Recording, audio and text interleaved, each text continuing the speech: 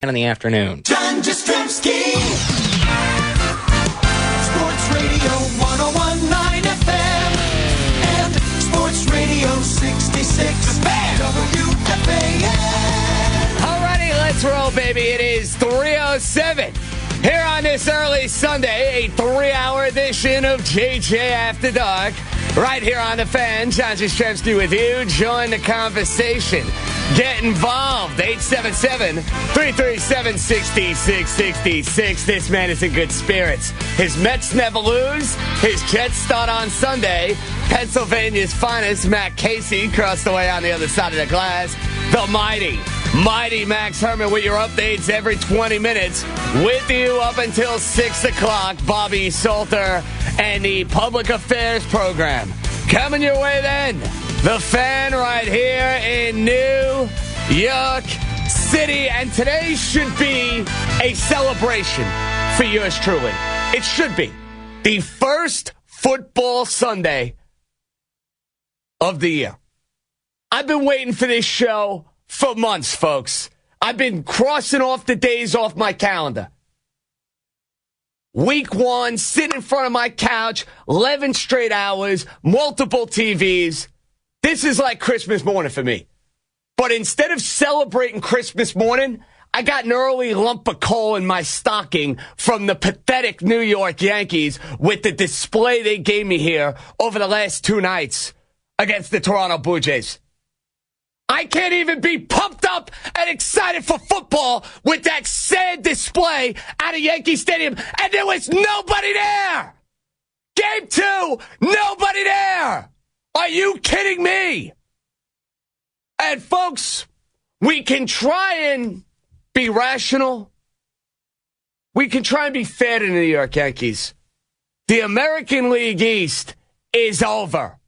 Stick a fork in the Yankees' chances as far as winning this division. They are cooked in the AL East. Cooked. After being devastated, demoralized in a doubleheader sweep. A game where you had a 4-1 lead with Pineda on the mound. You squandered that one. And then you lose 10-7 in a nightcap. But let's start with game 1. 4-1 lead. Pineda on the mound. A-Rod with a homer. Headley with a homer. Brett Gardner with a big home run to start the game off. You're feeling pretty good. And I know it's the Toronto Blue Jays, and we know that there is no lead that is safe when you're playing against the Toronto Blue Jays. But Pineda makes a couple of pitches. It's 4-2 in the 5th. Tulowitzki's out of the game due to that collision in center field. Number 1, what in the world is Michael Pineda doing?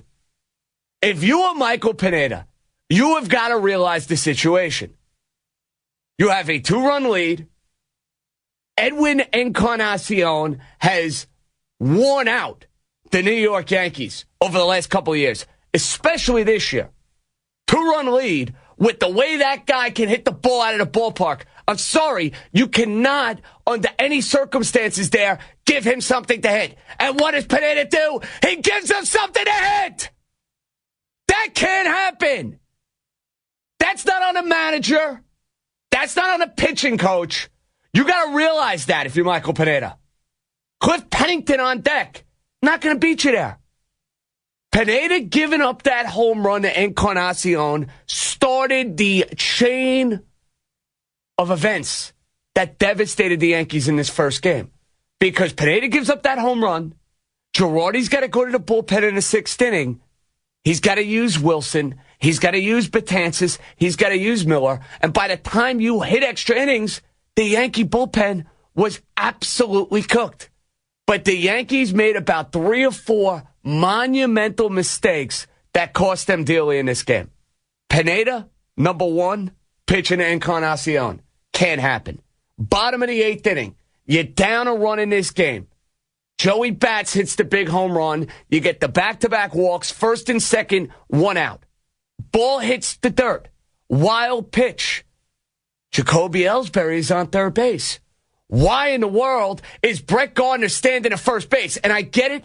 It's tough to kill Brett Gardner with the way he played in this doubleheader. He was one of the few Yankees who absolutely gave you something here. He's one of the few who actually showed up for this doubleheader. But Brett Gardner has got to be on second base there. If Gardner's on second base, the base hit by Brian McCann, which tied the game, it could have given the Yankees the lead. As a trail runner, you learn this in Little League. The runner in front of you goes, wild pitch, you follow him. It's not rocket science. That killed the Yankees. And you can look at the Bird base hit that should have been, and it was a great play at second base by Pennington. Yes, that stunk. If you're a Yankee fan, that was certainly deflating. But then you get to the manager. And you guys know, and I will be very steadfast here, I'm a Joe Girardi guy. I will continue to be a Joe Girardi guy. He's done a great job the last 2 years. This team is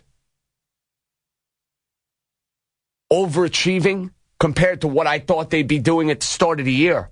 But Girardi, in the first game here, made a couple of major boo-boos. Number one, you cannot pinch run for Alex Rodriguez. In a tie game, when he's at first base, you cannot pinch run for A-Rod in that situation. Girardi decided to do so. It cost the Yankees dearly because in the bottom half of the 11th inning, A-Rod's spot would have been up, runner on second base. Instead, you're looking at Dustin Ackley. Girardi has done this in the past. He did it early in the year against the Boston Red Sox. Want to say he did it early in the year against the Washington Nationals. Can't do it. It's not like you're down in the game here. You're at first base. What do I care if Alex Rodriguez is going to break up a double play? It was just overthinking it. And then you get to that 11th inning. The 11th inning, watching Brian Mitchell and Chasen Shreve try and get people out took years off my life. It was that painful to watch. Mitchell can't throw a strike. He finally gets the first out of the inning, and this is where Joe made another mistake here. You cannot go to Chasen Shreve. Chasen Shreve has been great for the Yankees all year, but if you've watched him over the last month, he's been terrible. The last week, he's been even worse. He gives up the home run to Davis on Tuesday, cost the Yankees a game. He comes in on Friday night, 8-4 game, and boom, home run to Russell Martin. I get it, it's the 11th inning. I get it if you're Joe Girardi, there's not a lot of options there. But Mitchell gets a strikeout. You might as well let Mitchell go up against Goings there as opposed to seeing Russell Martin. And sure enough, Martin comes in the game, walks on 4 pitches. Yankees lose a devastating first game, and you knew going into game number 2, in front of about 500 people at the new Yankee Stadium, Ivan Nova was a disaster waiting to happen.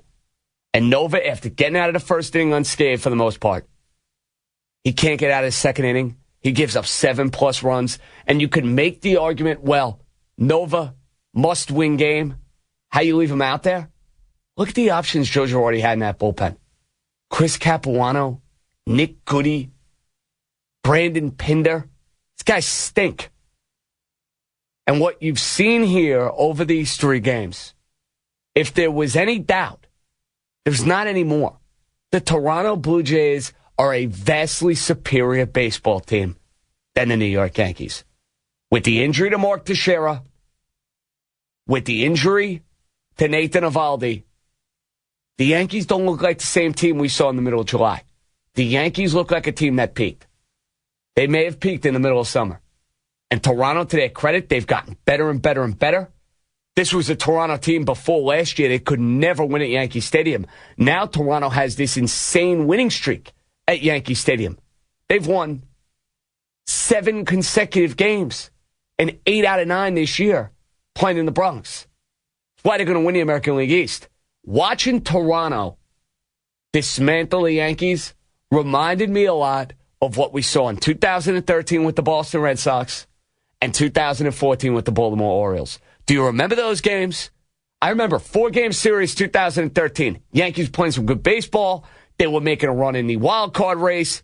Boston came in here and smacked the Yankees. They took the life out of the New York Yankees. Baltimore was able to do the same thing last year. You're wondering if you are seeing the same sort of thing here in 2015 with Toronto. The AL East is over. I don't care if the Yankees win or lose tomorrow. The division is cooked. The Yankees' schedule is tough down the stretch. The Toronto Blue Jays do not have as difficult a schedule, and Toronto's just playing better baseball. The Yankees are not making up 4.5 games. The bigger problem, if you're a Yankee fan, the wild card race, all of a sudden here, has tightened up quite a bit. The wild card is no longer a given for the New York Yankees. That's going to keep you up at night. It's certainly keeping me up at night because squandering this wild card would be devastating. Losing the AL East to Toronto, there's no shame in that. Toronto's better. They made some good moves. They have the best lineup in baseball. You lose this division to Toronto Blue Jays, fine. But you better find a way into the postseason. So, for Masahiro Tanaka and the Yankees on Sunday, yes, they need a win in the worst way. But it's not as far as trying salvaging things here with the Blue Jays. That's over and done with. That ship has sailed a long time ago.